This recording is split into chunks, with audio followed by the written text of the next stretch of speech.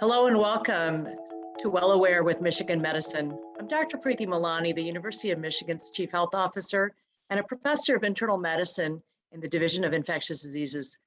I've had the pleasure of speaking at several of these Well Aware webinars throughout the past year and a half, and it's truly staggering to think about how much has changed since those very early days in the spring of 2020. Our understanding of the science behind COVID-19 has grown, particularly our understanding of the ways we can treat and prevent it. Yet many people still have questions, and I thank all of you for taking the time to hear from our scientists and clinicians, and I hope their experience and knowledge will help break through that noise that we're all surrounded with in terms of misinformation that unfortunately continues to circulate at times. The panel of experts that's joining me today will be with us for about 45 minutes. And we'll talk about some of the latest news about COVID-19, including up-to-date guidance about masking, vaccines, boosters, immunity, variants, and what it's going to look like as we move to the next phase of the pandemic. We'll address questions submitted in advance, as well as some of the questions that will come in live during this event. And to submit a live question at any time, please use the Q&A feature at the bottom of your screen, and we'll do our best to get to as many of these questions as possible. Now I'd like to introduce our panelists, and I'm really pleased because these are the folks that I go to every day with my questions. Joining us today are Dr. Adam Loring, who's an associate professor of internal medicine and microbiology and immunology, Dr. Lindsey Petty, who's an assistant professor of internal medicine, Dr. Lorraine Washer, who's a professor of internal medicine and the medical director of infection control. And before we move into the Q&A session, I'd like to give our panelists an opportunity to tell us a little bit about their professional background and a little bit about what they've been doing specific to the pandemic. Now I'll begin with Dr. Loring. Yeah, hi. So I'm Adam Loring. I'm a infectious disease specialist and a virologist.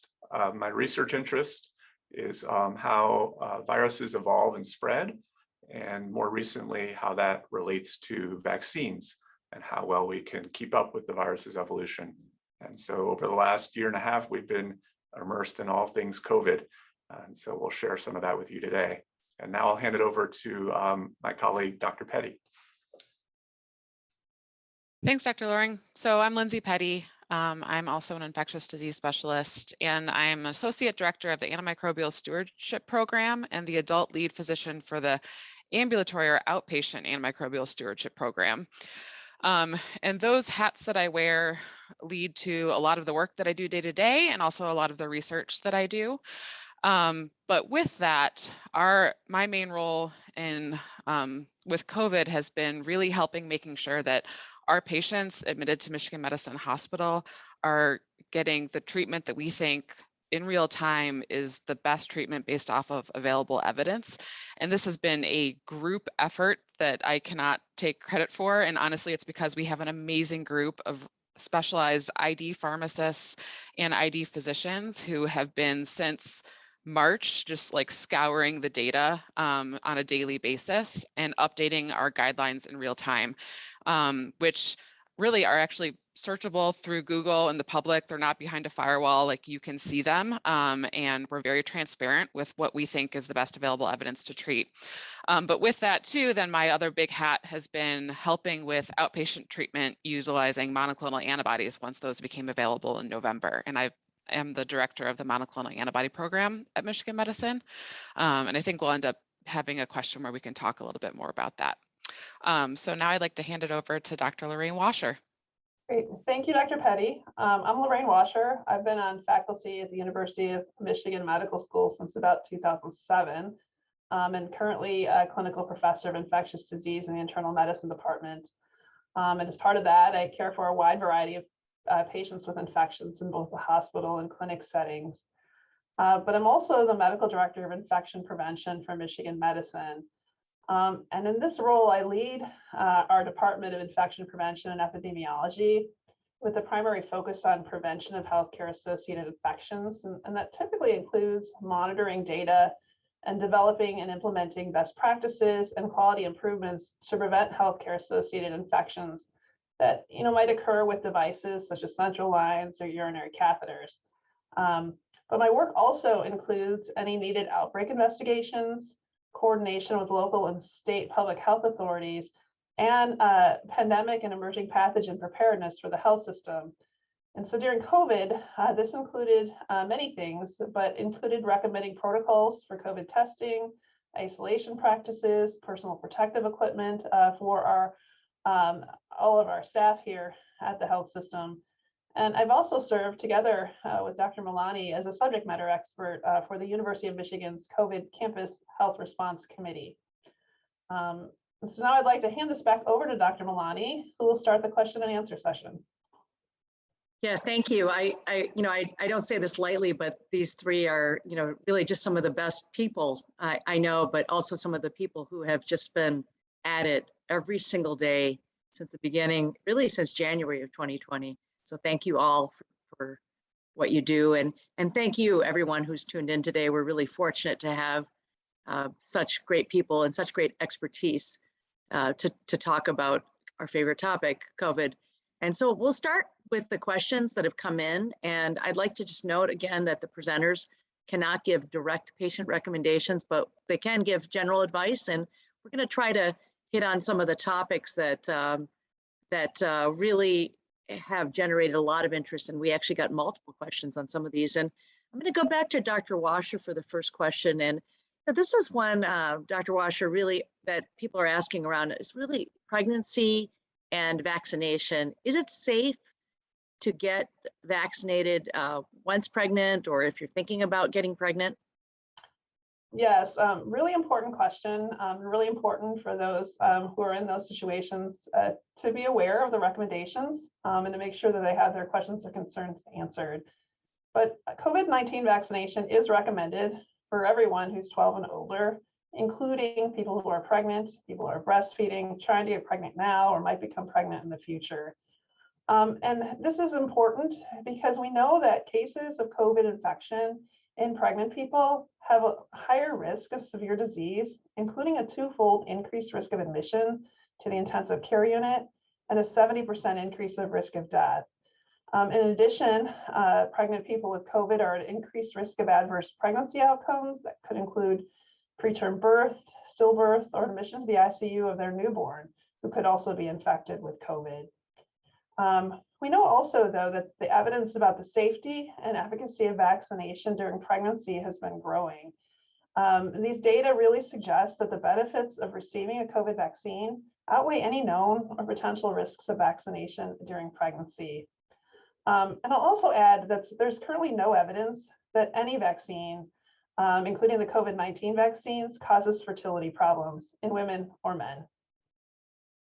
Yeah, thank you for touching on that. I think that's been an important issue, and it gets raised a lot. It's been a barrier to vaccination for some. So the data on this has grown, and the strength of the recommendation has grown appropriately too. The next question is a good one for Dr. Loring. What is your opinion of the study recently published in the Lancet Microbe entitled "The Durability of Immunity Against Reinfection by SARS-CoV-2, a Comparative Evolutionary Study"? And specifically, do you think it will become necessary to have frequent boosters, especially in the most at-risk populations? Maybe, Dr. Loring, you could just give us a little background on the study. I know it touches on your area of interest with evolutionary virology. Yeah, sure. I think it's an interesting study. What it did was it looked across a variety of coronaviruses and looked at how reinfection happened. And it's consistent with other data that's been published in this area, some of which comes from our colleagues at the School of Public Health here. I think the discussions around boosters currently highlights some of the important questions over the long term. It's expected that vaccines will wane and how effective they are at protecting us from infection. However, they have generally maintained their effectiveness at preventing severe illness. I doubt we'll see repeated boosters year in, year out to address this problem. There's probably going to be diminishing returns as that will limit how useful it is to keep, giving the same vaccine to people again and again. Where we might see repeat vaccination is if the virus changes in a way that our current immunity can't control. And that would require not quite a booster, but a new strain in the vaccine. So a slightly different vaccine rather than boosting with the same one we've been giving since the start. Yeah, thank you. Let's talk a little bit about monoclonal antibodies. This is something that has kept Dr. Petty very busy, and including just this week with some new things that Michigan Medicine is doing. So, Dr. Petty, can you just talk a little bit about monoclonal antibodies, what they are and how they're used? Yeah, I have been living and breathing them for a while. So monoclonal antibodies really are meant to kind of augment your immune response to the virus and an infection. And the ones that have been designed, there are 3 currently available, really bind to different parts of the spike protein, which is the part of the virus that attaches to the ACE2 receptor and is how it gets uptaken into your cells and then can replicate and cause more damage. So the idea is to kind of blunt and block that binding and uptake into cells. Really the evidence for them was very preliminary at first back in November when the first emergency use authorization came out. But there was a signal at that point that they seemed safe and helped prevent progression to severe disease in patients who are at high risk for severe disease in particular. And so we really were early adopters of this treatment at Michigan Medicine, but I can say now both our real world experience of almost 2,000 patients treated, but also many more additional publications coming out that are, at this point peer reviewed and published, show consistent benefit. But again, in particular in those patients who are at high risk for progression to severe disease. So really what that means is a patient who, is older, in particular older than 65, or who has specific comorbidities like cardiovascular disease, diabetes, in particular patients who are immunocompromised. So we've been using this for a long time. This has been kind of a bit of a moving target because originally there were kind of shortages of drug. And then with each surge, things kind of change. And so what Dr. Milani was kind of hinting at is just yesterday, we actually opened up a car-side clinic where we're doing, in addition, subcutaneous injections of one of the products where that's available and allowed in order to help improve our capacity so that we can reach as many of the patients in our community as possible to help accommodate the volume of this surge and what's going on. So yesterday went well, and really I have to say, I have just been thoroughly impressed time and again with our pharmacists, our schedulers, our nurses, our medical assistants. This is like a team process. Talk about Michigan Medicine, the team, that is what I have seen over and again. They are problem solvers, not roadblocks. And really this car side service is a perfect example of that, where we're trying to kind of think outside the box to improve care for patients. Yeah, thanks, Dr. Petty. I know Coach Schembechler would be proud of you and the team. And just a note about monoclonals, it really, the effectiveness is highest when these are given early in infection and really with minimal symptoms.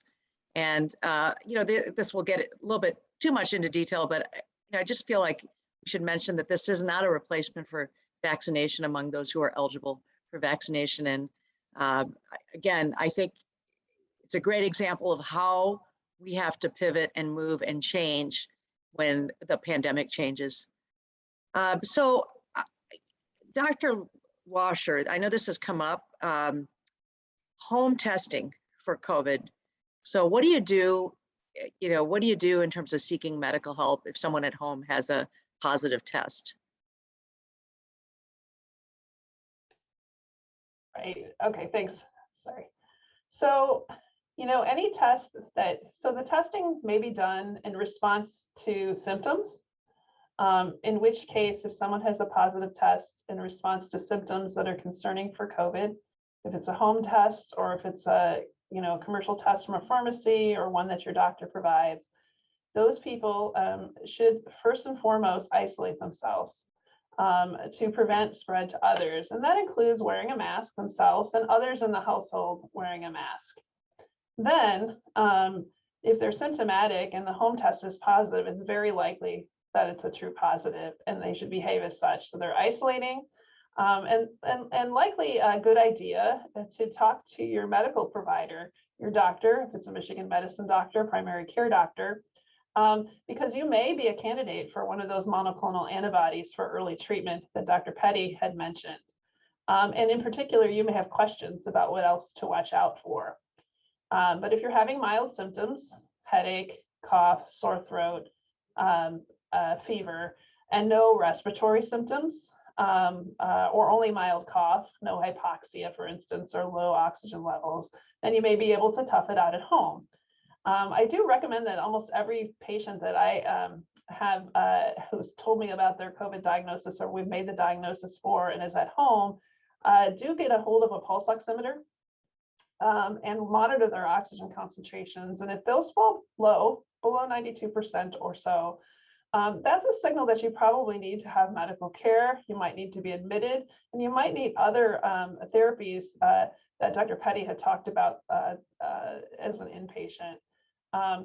Now that's for if you're symptomatic. And so if you have a positive test and you're symptomatic, that's definitely a true positive.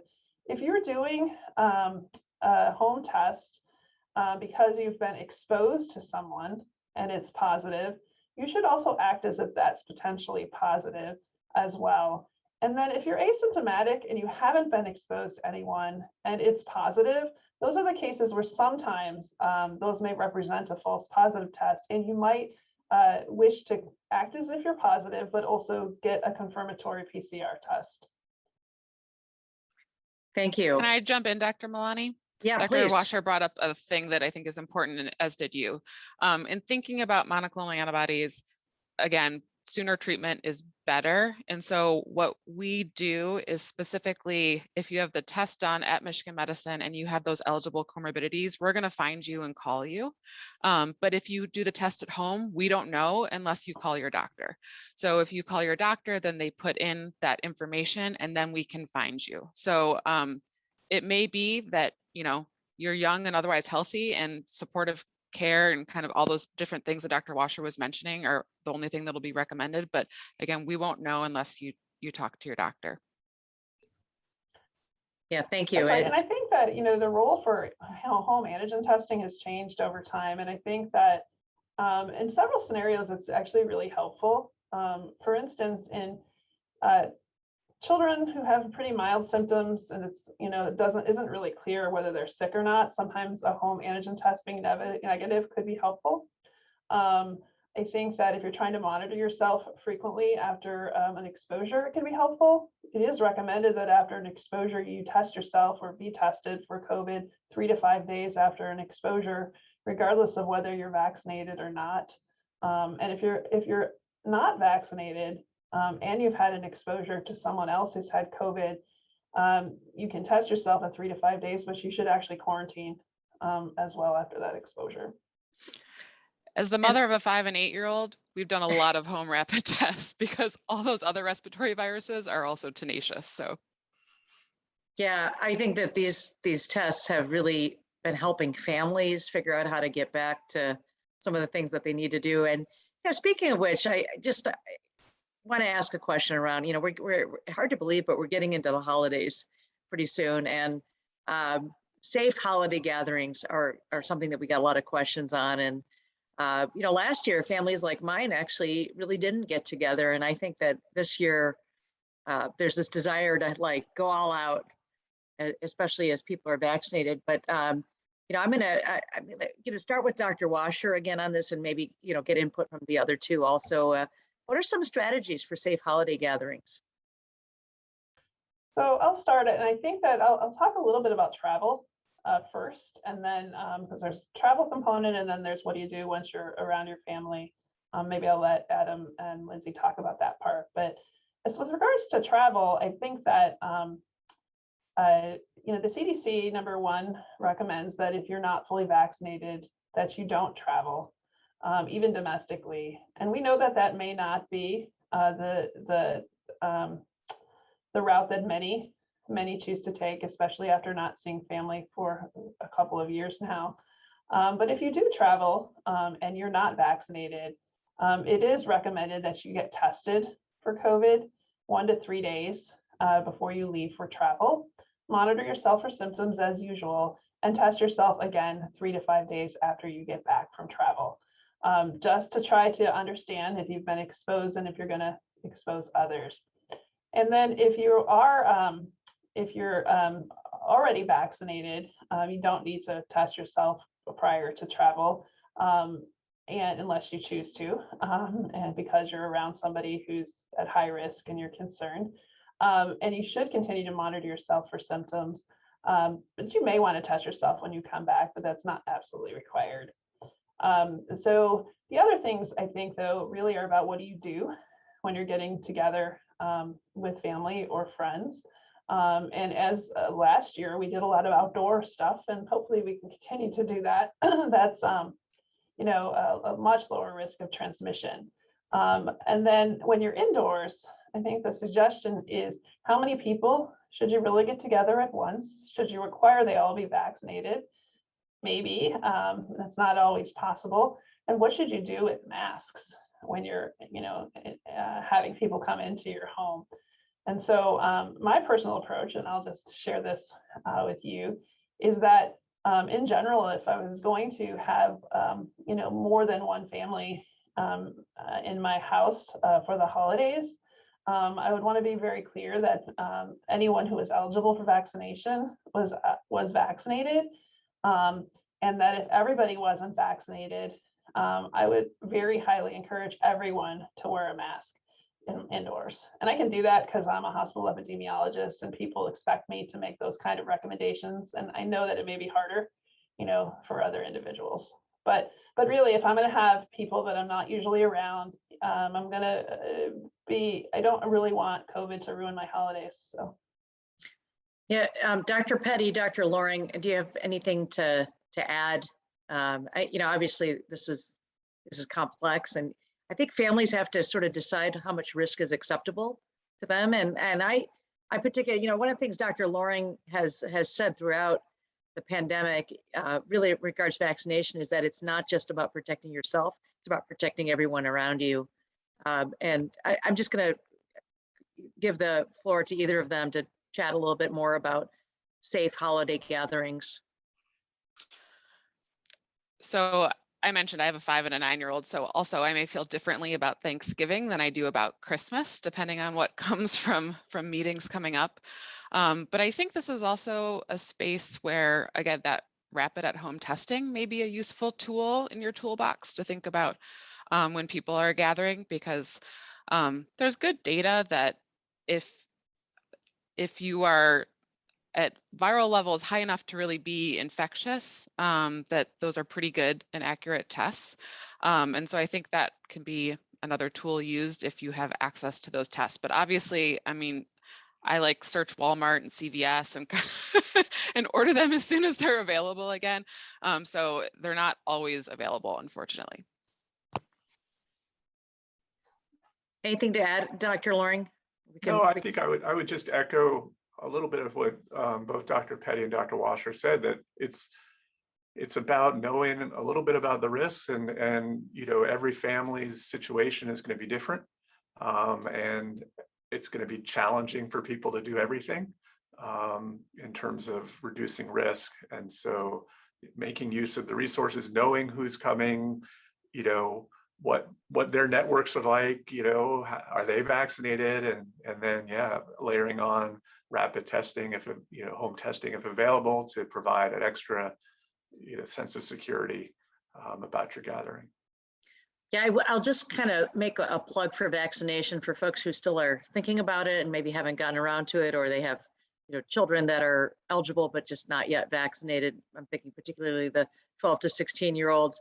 That Thanksgiving is just about enough weeks away that you could be fully vaccinated between now and then. So It's just one more reason. And again, the risk isn't going to be zero. And I will just also add that there's a real benefit for families to get together, and the risk is manageable and it can be mitigated primarily through vaccination. And then just being smart, especially around symptoms. And if you're sick, stay home. Right. And I think also being mindful of highly at-risk people in your family, someone who's older or has a compromised immune system, and making sure that there's a safe space for them. And that means, you know, people are vaccinated who are next to them, that they're vaccinated, and you know, potentially that you choose to wear masks around them as well if there's continues to be a high level of transmission in the community. Great. Thank you. Great advice. I'm going to shift a bit now to talk about variants. And this is something that Dr. Loring has been our go-to person really about. This is what he studies. So Dr. Loring, should we worry about other variants? And are they going to be worse than the Delta variant? Sure, I think it's important to follow variants. I mean, certainly I personally feel it's important because that's what I do, and keep an eye on where the virus is going. I don't think anyone really knows if there's going to be something worse than Delta down the road. I often tell people there's only so bad the virus can get. There are limits. So even though we've experienced waves of variant after variant, that doesn't necessarily mean it's always going to be this way. There have been other variants in the past few months that have hit the news, but they haven't proven to be as concerning as Delta. So pay attention, yes. Worry, maybe not so much. I think the thing that worries me more is that we've had the tools to control even something as bad as Delta, but as a society, we haven't really been able to effectively use them or implement them. And so I think that, I think that is going to be an ongoing challenge for us moving forward. Thank you. Great words of wisdom. This is a follow-up question that I'm going to give back to you, Dr. Loring. Could you discuss the current data on antibody immunity, the rate of decline, and the compromise and/or effectiveness of the fully vaccinated to ward off the emerging new COVID variants and still be protected? Sure, it's clear that antibodies in your blood will decline over time. I can't give you all the data on specific rates, and they'll depend on who you're studying. Certainly it varies with age. Circulating antibodies are a good correlate of protection, but they're only a small slice of how a vaccine works. Just as important, but a little bit harder to study, are the long-lived cells that make the antibodies and ramp up soon after you get infected. There's also T cells that the vaccines train to help you clear an infection. So maybe you'll still get infected, but you won't get that sick. These other factors are important for preventing people from getting sick, even if the antibodies don't completely protect from infection. Consistent with this, the most current data is that mRNA vaccines are about 85% effective in protecting against hospitalization, and about 60 to 70% effective in protection against symptomatic illness. And then about 50 to 60% effective against any infection, so people don't even know they're infected. And some of those studies are in really high transmission environments like nursing homes. So I think, it's easy to focus on, waning of antibodies and these studies, but I think the real proof is in, do the vaccines protect you from getting sick? And up till now, they're doing quite well, and that's reassuring. Yeah. Thank you for that great explanation. And for me, a lot of what I'm thinking about and what I'm talking about these days is that idea of infection versus illness, and the vaccines continue to prevent illness. Even if people are getting infected, that doesn't mean that vaccines are not effective. And I know that that's a discussion. I'm sure people tuning in have heard that, but we'll just say too, from the front line, from all of us who continue to see patients really with all types of infections, including COVID, most of the people we're seeing in the hospital are unvaccinated, or they are individuals that have specific health concerns that put them at higher risk. So one of the things that's gotten a lot of attention is this idea of long haul COVID. And of course, there's a more specific term for this. And I'm going to ask Dr. Petty maybe to talk a bit about this. And again, as infectious disease physicians, we tend to see people earlier in their illness, but this has become a big issue, especially across population where millions and millions of people have been infected.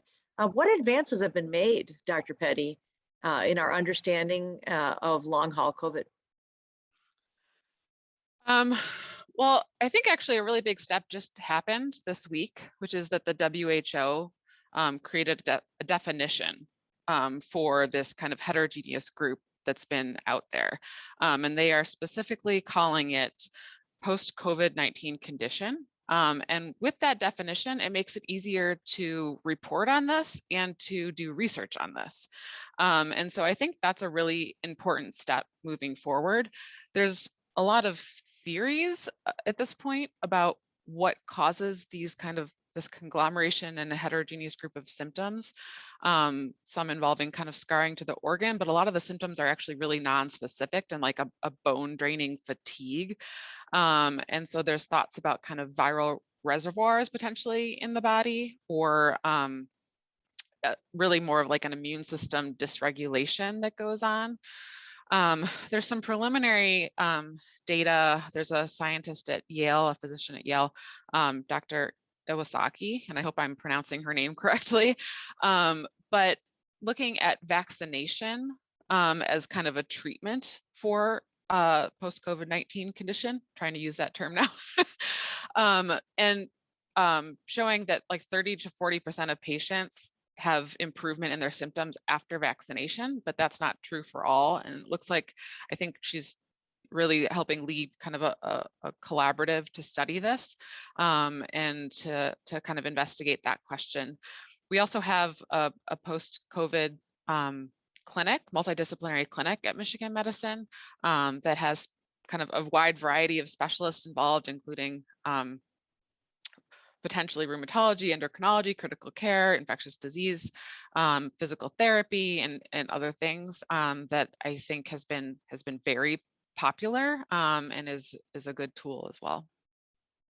Thank you. And I was just going to, oh, Dr. Malani, sorry. Yeah, no, go ahead, please chime in. I was going to add, in addition, the impact of vaccine seems to actually have an impact prior to, infection as well. So those who are vaccinated and had what we call breakthrough infection have a much lower risk of getting those long haul or post-COVID symptomatology.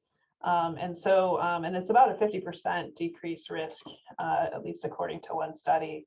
So again, vaccination, early and following the guidelines that, are being established can prevent you not only from infection, but if you happen to get infection, it may prevent you from those somewhat devastating, sometimes long-term symptoms. Thank you. And Dr. Loring, anything to add around this? Okay, so a lot of questions on boosters, and I know this continues to change. Actually, there's some new information that's just coming out this week. So I'm going to go back to Dr. Washer. What are the medical conditions that qualify for a booster? And if you could just talk us through what we know right now. You're muted. Yeah, thank you. So right now, as of the moment that I'm speaking, this may change later this afternoon or tomorrow, but as of this moment, boosters are approved for the Pfizer vaccine, mRNA vaccine, and they are recommended for those who are 65 years and older, 6 months after their last dose. So that usually that's that second shot. It is also recommended for anyone who's living in a long-term care setting, who's over age 18. And remember that 12 to 18-year-olds have that EUA, but there's no recommendation for a booster for individuals 12 to 18, at least yet. And then there's a large group of persons who are age 18 and above who have underlying medical conditions.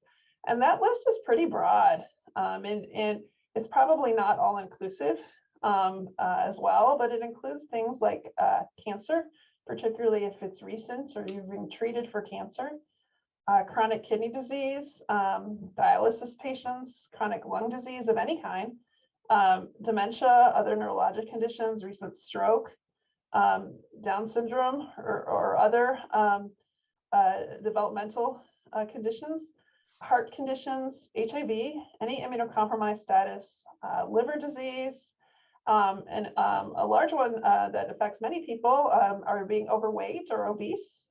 It does qualify. You may consider getting a booster dose, particularly if you're over age 50. Pregnancy is on that list, current or former smokers, and those who've had solid organ transplants. And so it's a large group of people who are more likely to get a more severe disease if they have infection or breakthrough infection. Again, that list is not all inclusive. And so if you feel like in general that you have some chronic medical conditions and you want to talk, to your doctor about whether you should get a booster, I would highly encourage you to do so. Then there's the other group that boosters are may be given in are those people who work or live in high risk settings. And for us, that's healthcare workers.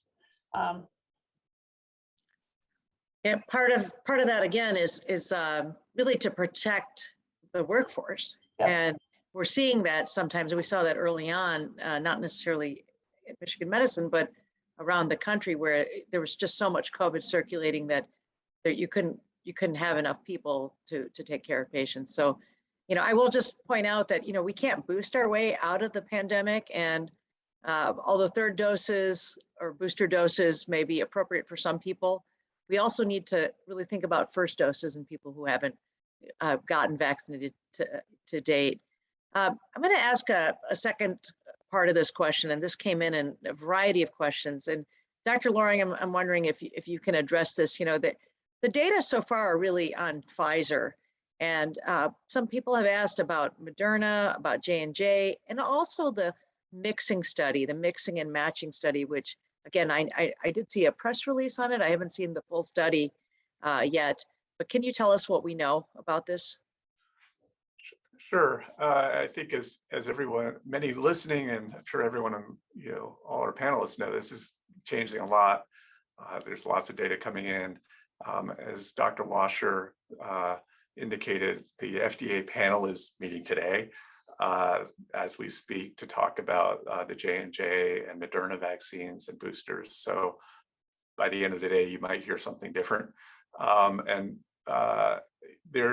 So currently the FDA guidance and the CDC guidance as well applies to those who received the Pfizer vaccine. I suspect that'll change, and that might be why people who got the Moderna have not, been able to get boosters, because it hasn't, the data hasn't been presented, it hasn't been evaluated. And of course, the FDA and the CDC look at the data very closely and try to figure out, is it safe to give a booster? How much does it help people? And how do we balance those two factors for something that's under emergency use? And then in terms of, some of the data, there's all sorts of data coming out on kind of mixing and matching. So you get the Moderna and you boost with this, or you get the J&J and then you boost with an RNA vaccine. There's just too many of these to count how many papers there are. The vast majority of them look at the antibodies in the blood, which, as I indicated before, is really good, but it's only part of the equation here. And so I think, as we move forward, there's going to be more antibody data, and then there's going to be more real effectiveness data on how well the vaccine actually protects people from getting sick, which again is what we care most about. And then over the next several months, I think as the data comes out, then we'll start seeing, refinements of the regulatory guidance from FDA and then CDC. Yeah, so kind of a common theme throughout the pandemic, wait and see, and there'll be more to come. And actually, even later today, we'll probably be hearing more, and certainly into the coming days. Dr. Petty, post-vaccination myocarditis. This is a question that's come up. What is the concern, and is it something that a particular group is more at risk? Yeah, so I think question one is kind of what is myocarditis? And it's really myocarditis and pericarditis that we're talking about, which is inflammation of the heart or the lining of the heart. And we know that many different things can kind of trigger this, different medicines, but also a lot of different viral infections. And we found that COVID-19, like other viral infections, also can lead to myocarditis or pericarditis. The CDC published data showing a 16 times increased risk of that compared to the general population who's not infected with COVID. So COVID-19 puts you at risk for myocarditis and pericarditis. But yes, there has been data that's been published recently in NEJM looking at different groups post-vaccine myocarditis or pericarditis. And I think here, really the group that has the highest risk of what's been reported is that young adolescent and young adult males, that like 16 to 29 age group. That risk is overall low. It's, again, there's some different studies with slightly different numbers, but most recently 10 in 100,000. So very, very low, and really less than what's being published with if you're infected with COVID-19. Looking at kind of the overall population, one study looked at like 6 times more likely. So, but again, it's hard that age group is really where the risk seems to be identified the most. Typically after the second dose, the symptoms happen within a couple days of that vaccine. These are mostly self-resolving or just supportive care, kind of improving conditions. But the CDC is tracking these patients. So I think there's really more data to come too. And I think it's really important and really valuable that they're doing that. So it's not just that we can say, well, most of those patients recover on their own and have nothing, but making sure that there are no long-term side effects. But I think this is a really perfect example also of how the vaccine adverse event reporting system helps keep all of us safe, because, you know, this is a very rare side effect. So the likelihood that we would have seen it with tens of thousands of patients is very low, but we can see it when we've done millions and millions of vaccines. And so it's really valuable that this is really what's been identified, and we can know about it and think about it. Yeah. You know, just a follow-up question for you, Dr. Petty, and this came in from the audience. As a parent of younger children, and in this case, you know, younger than what are eligible currently for vaccination, should we be concerned about the long-term impacts of the COVID-19 vaccines on children? And do the benefits of the vaccine for children outweigh the risks of unknown longer-term impacts? And I know a lot of people are trying to make good decisions about, especially their 12 and 13-year-old kids.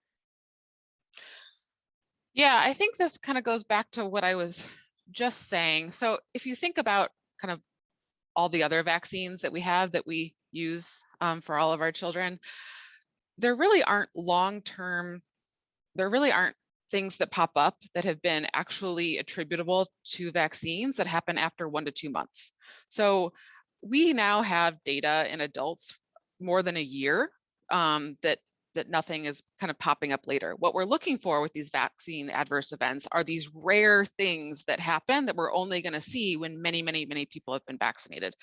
Now, admittedly, there have been less children in that age group vaccinated, and we don't have as many months of data, but we have that 1 to 2 month of data, or at least the FDA has from Pfizer. So, and I haven't seen it, but you know, if the FDA reviews it and feels that it is safe, and we do have multiple months of data, I can tell you that I'm going to be in line getting my children vaccinated, because if I think about these potential very, very low rates of risk compared to the benefit of my children being vaccinated, for their family members, for my community, for their immunocompromised classmates who haven't re-entered the school, I think there's just countless benefits that I see compared to the risk. I'll be right there in line with you, Yeah. Lindsey. Yeah, I was going to say all 4 of us are parents. I think actually my children are the oldest among the group overall, and you know, everyone who's eligible has been vaccinated, and I think that's sort of what it comes down to, is that these decisions for our own family, we were able to make. Dr. Loring, the other virus that you love beyond coronaviruses are it's the influenza virus. And someone asked with the approaching flu season, is there a recommended set of symptoms that could help a person distinguish flu versus COVID, or does it all come down to testing, a quick test for COVID? Yeah, I wish there was, but there really nothing you can hang your hat on. Nothing you would really want to be like, oh, this is definitely COVID or this is definitely flu. And so the recommendation would be to test for both. Certainly, if you're presenting to Michigan Medicine or your doctor's office for a visit or for just a test, you would get tested for both.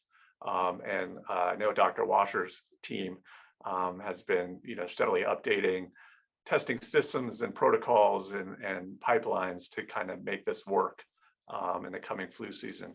For those of you who are going to test at home, I think regardless if you have these symptoms that you should, and you have access to a home test, I would just do a home test for COVID, as the flu tests, home tests aren't widely available. And so, but the bottom line is you wouldn't rely on any sort of constellation of symptoms to really guide you here. And unfortunately, you're just gonna have to get tested for both. But fortunately, the systems are in place to do that. Yes, I think there'll be a lot of testing that goes on this year. And again, there is treatment for influenza also. Yeah, I was just gonna use this as a chance to encourage everyone. This October, this is the perfect time to get your influenza vaccine. We had an aberrant year last year. We saw, I think I can almost confidently say we saw 0 influenza cases through Michigan Medicine laboratories last flu season. We've seen 2 so far this year, but that's not really a season yet. But my expectation is that we're going to see influenza this year. We've seen other respiratory viruses like respiratory syncytial virus that disappeared, during the height of the pandemic, but definitely came back, and it came back with a vengeance in certain populations, such as young children. So I'm not going to wager on how big or broad the flu season is, because flu is very unpredictable, but I think it's going to be at least, a usual flu season. And Adam, I don't know what your thoughts are on that. Yeah, I think with flu, you always just have to prepare for the worst and hope for the best. And I got my flu shot last week, so there you go. Yeah, I think that's a pretty safe bet to make, Dr. Washer. And I know that we have seen at least one flu on our campus already, and it was in someone who had traveled outside of Ann Arbor.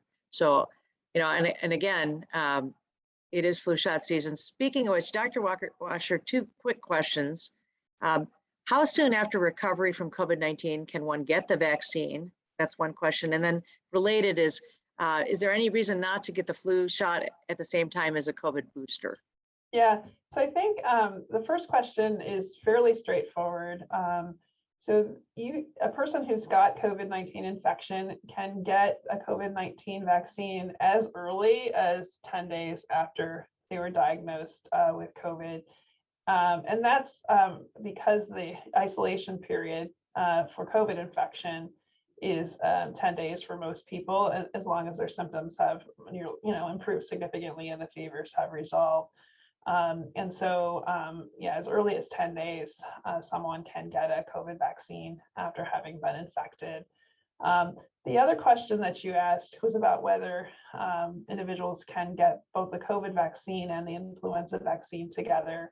And the CDC says yes, and they rule on these things all the time to say, what vaccines can be administered together or which can't. And the answer is yes, you can. And I think it's an individual decision. It's a pretty good convenience if you need a booster for COVID and you need your flu shot to get them at the same time. However, some may choose to stagger those, particularly if they had, more local reactions to COVID vaccine and they don't want a 1-2 punch, if you will, from the local reactions from the flu shot. But it's perfectly safe to do so. It doesn't impact the efficacy of either vaccine in a particular way. So Thank you. And Dr. Washer, just a comment, if you've been treated with monoclonal antibodies, how does that affect the timing of Yeah, if you've been vaccination? treated with monoclonal antibodies, you need to wait 90 days until you get the COVID vaccine or booster. You can get your flu shot at any time after that, however, anytime. It's just the COVID vaccine that you need to wait for. Yeah, thank you.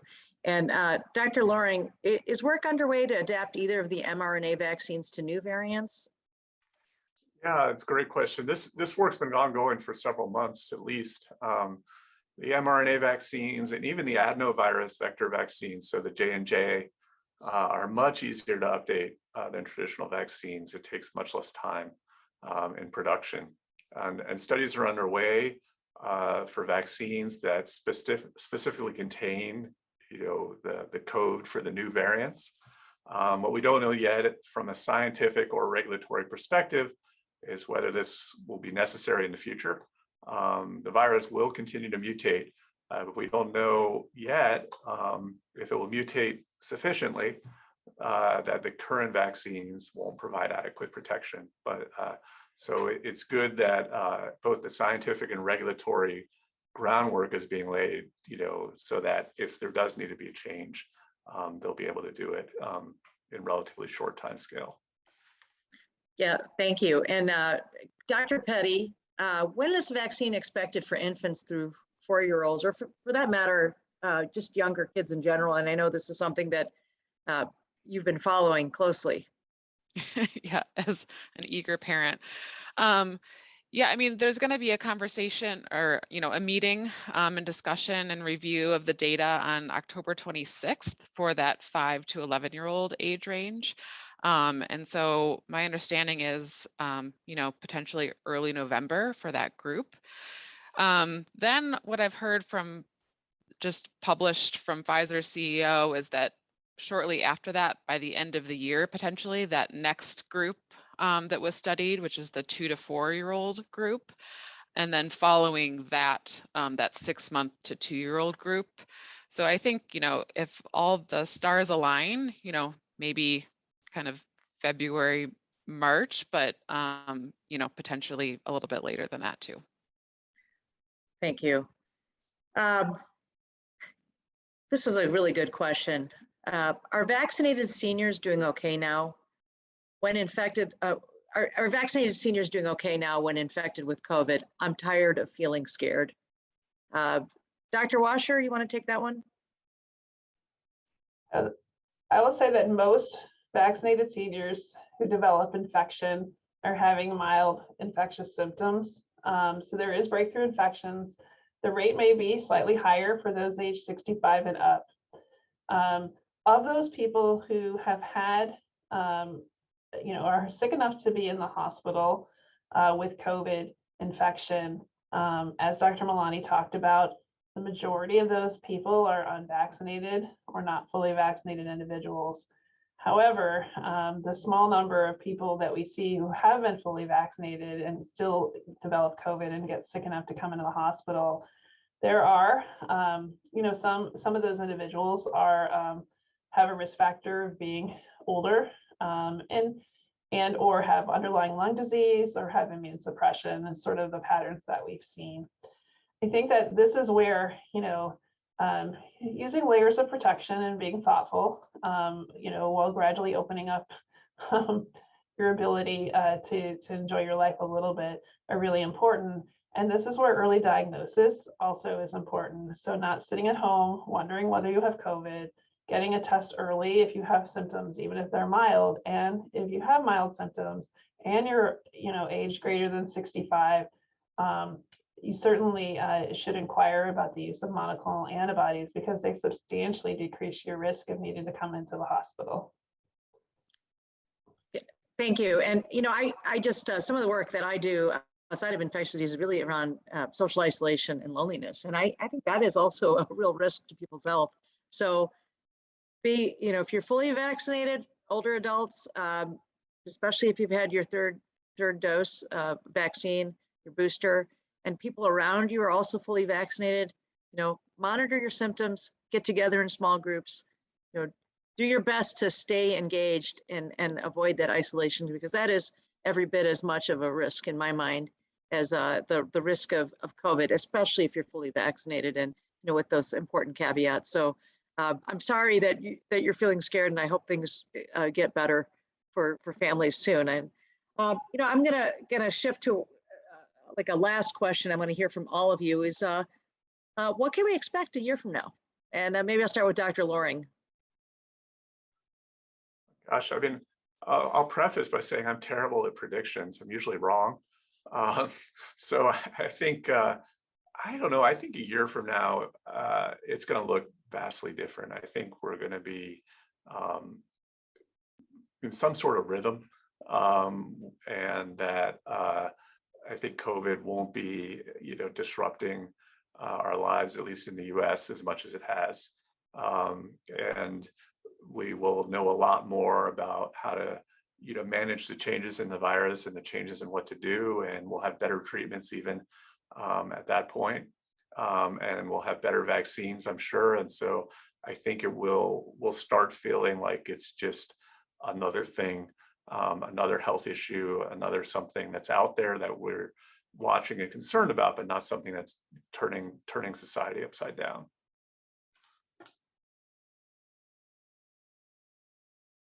Dr. Washer?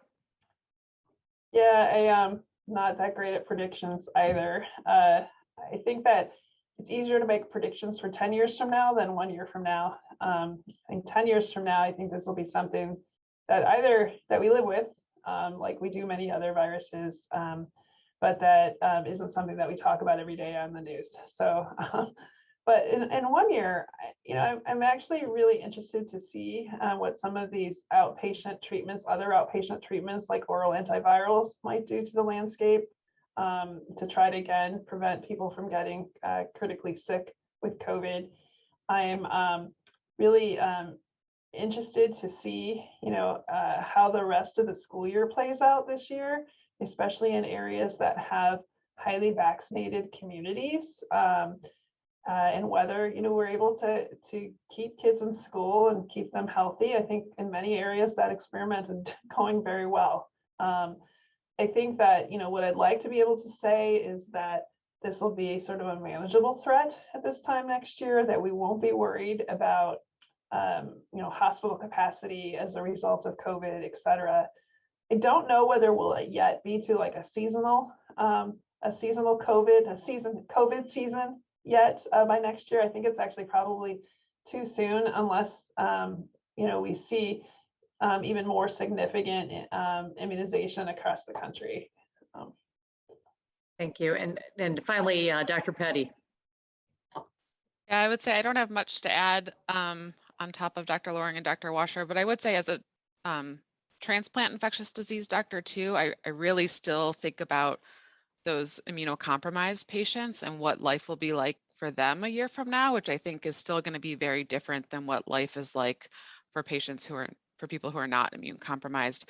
There's studies enrolling or about to enroll and potential EUAs for preventative monoclonal antibody use for those patients, which I really look forward to seeing that data, because I think that could be something that could help life be more normal for our immunocompromised patients.